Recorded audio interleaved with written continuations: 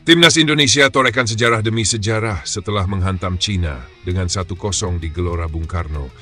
Kalau biasanya kita cuma jadi penonton setia tiap kali ada hajatan besar di sepak bola Asia, kali ini beda bung.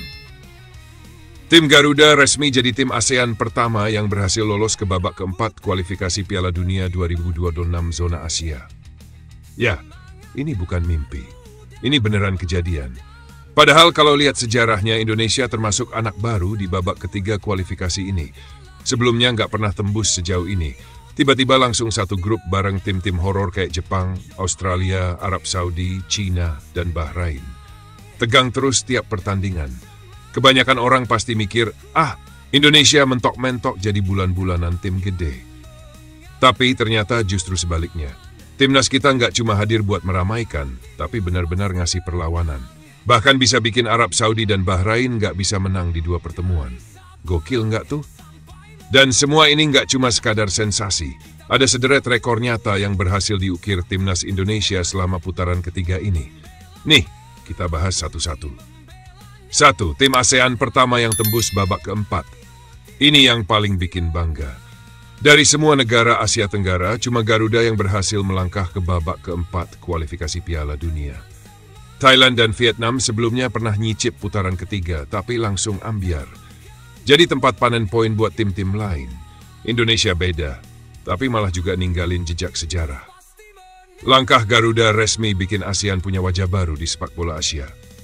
2. Koleksi poin tertinggi dari negara ASEAN. Dengan 12 poin dari 9 laga di grup C, Indonesia jadi pemilik jumlah poin terbanyak dibanding negara ASEAN lainnya di putaran ketiga sepanjang sejarah. Vietnam tahun 2022 hanya 4 poin. Thailand 2018 nyempil 2 poin aja, dan Indonesia kali ini 12 poin, dan masih mungkin nambah. Itu udah nunjukin lompatan kualitas timnas yang gak main-main. Dari tim yang dulunya langganan kalah, sekarang jadi pengumpul poin terbanyak se-Asia Tenggara. Kemenangan pertama lawan Arab Saudi di kompetisi resmi. Selama ini, ketemu Arab Saudi di kompetisi resmi itu udah kayak horor bagi Indonesia. Terakhir dapat poin dari mereka itu tahun 1983, dan itu pun cuma imbang 1-1 di kualifikasi Olimpiade. Tapi sekarang, Indonesia bisa menang, dan itu bukan uji coba. Ini resmi. Poin penuh dari tim peringkat 56 FIFA ini jadi momen bersejarah yang layak dikenang. 4. Menang lawan Cina. Setelah 38 tahun, Cina juga salah satu lawan yang jarang banget bisa kita kalahkan. Tapi semua itu berakhir setelah Ole Romeni jadi pahlawan lewat gol penalti yang membawa Indonesia menang 1-0. Bayangin aja, terakhir kali menang lawan Cina itu tahun 1987 di ajang Kings Cup dengan skor 3-1. Jadi kemenangan ini bukan cuma soal 3 poin, tapi juga soal nutup luka sejarah yang udah 38 tahun nganga. 5. Curi poin dari tim-tim ranking 100 besar FIFA. Prestasi Indonesia makin terasa istimewa karena berhasil mencuri poin dari lawan-lawan yang secara peringkat jauh di atas. Tahan imbang dan menang lawan Arab Saudi, ranking 56. Imbang lawan Australia, ranking 25. Dan imbang dan menang lawan Bahrain, ranking 76. Tim Garuda jadi makin terbiasa ngadepin tekanan dari lawan-lawan kelas atas. Gak kagok, malah bisa ngerusak rencana mereka. 6. Ranking FIFA terbaik sejak 2006. Kemenangan terakhir atas Cina otomatis ngangkat ranking Indonesia ke posisi 117 dunia, naik 6 peringkat dari sebelumnya. Ini jadi ranking FIFA terbaik kita sejak 19 tahun lalu, di mana terakhir kali Indonesia nangkring di posisi 110 pada tahun 2006. Dalam 2 tahun terakhir, progresnya pun kelihatan banget. Awal 2023, Indonesia masih di sekitar peringkat 149-an. Sekarang udah naik 26 peringkat, dan kayaknya belum bakal berhenti di sini. Sekarang pertanyaannya, ini semua kebetulan atau emang kita udah berubah? Jawabannya adalah adanya suntikan tenaga dari para pemain naturalisasi yang ikut ningkatin kualitas permainan tim. Indonesia mungkin masih jauh dari level Jepang atau Korea Selatan, tapi kalau lihat performa sekarang, masa depan Garuda nggak lagi sekadar angan-angan. Kita udah nunjukin bahwa dengan kerja keras dan keyakinan, negara dari ASEAN juga bisa bersuara di level tertinggi. Dan buat para pencinta bola tanah air, sekarang waktunya buat terus dukung dan percaya. Karena ini baru permulaan. Masih ada satu langkah lagi menuju putaran final Piala Dunia 2026. Dan kali ini, mimpi itu udah mulai kelihatan ujungnya.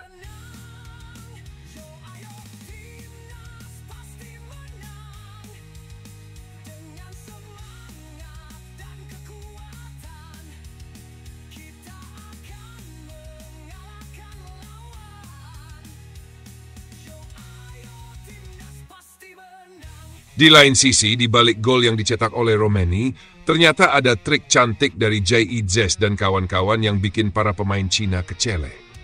Semua berawal dari aksi Ricky Kambuaya yang nusuk dari sisi kiri. Lagi enak-enaknya ngegas ke kotak penalti, dia dijatuhin pemain Cina.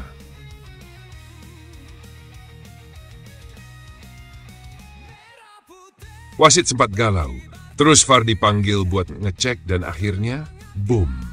Penalti buat Indonesia. Nah, yang bikin menarik justru bukan cuma karena penaltinya, tapi siapa yang bakal nendang. Saat itu bola udah ditaruh di titik putih dan pemain-pemain Cina mulai ngelilingin, coba ganggu mental si eksekutor. Tapi tiba-tiba ada Jay Idzes dan Egy Maulana Fikri yang dateng dan langsung berdiri di depan bola. Jay kelihatan tenang banget, bahkan kayak ngasih kode gue yang nendang nih. Tapi aslinya, itu semua cuma strategi. Gelandang timnas Tom Hai bocorin rahasianya lewat kanal YouTube-nya, The Hai Way. Katanya, semua pemain Indonesia udah tahu sebelumnya kalau Ole Romeni yang bakal jadi eksekutor utama kalau dapat penalti. Jadi sejak awal, mereka udah siap bantu ngejagain mental Ole. Aku ngobrol sama Jay setelah pertandingan, karena sebenarnya aku juga pengen ngelakuin hal yang sama, kata Tom Hai sambil ketawa. Kita semua udah tahu Ole yang bakal ambil penalti, jadi tinggal bikin lawan bingung aja. Jay Idzes emang kelihatan cerdik. Dia berdiri di dekat bola, ngadepin pemain Cina yang mulai reseh. Tapi dia cuma senyum-senyum sambil jaga bola. Di sisi lain, Ole berdiri agak jauh, narik napas dalam-dalam, ambil waktu buat tenangin diri. Dan strategi itu berhasil. Pemain-pemain Cina jadi salah sasaran. Mereka provokasi Jay dan Egy, sementara si penendang asli malah nggak diganggu sama sekali. Hasilnya, Ole Romeni dengan tenang nyetak gol penalti yang krusial. Nggak cuma bikin kita semua lompat kegirangan, tapi juga jadi bukti bahwa timnas Indonesia nggak cuma main dengan tenaga, mereka juga main dengan otak. Tom Hai juga nambahin, Jay gercep banget ambil bola waktu itu. Itu pinter banget. Aku pengen juga bantu alihin fokus dari pemain yang benar-benar bakal nendang. Momen ini mungkin kelihatan kecil, tapi dampaknya gede banget. Di pertandingan yang tegang kayak lawan Cina, detail-detail kayak gini bisa nentuin hasil akhir. Dan yang jelas, sekarang kita tahu kalau chemistry dan strategi di dalam skuad Garuda makin matang. Jadi, buat yang mikir penalti itu cuma soal nendang bola ke gawang, sekarang kalian tahu. Di balik satu gol bisa ada satu rencana rahasia yang solid. Dan malam itu, Jay Idzes jadi aktor pendukung terbaik buat panggung utama milik Ole Romeni.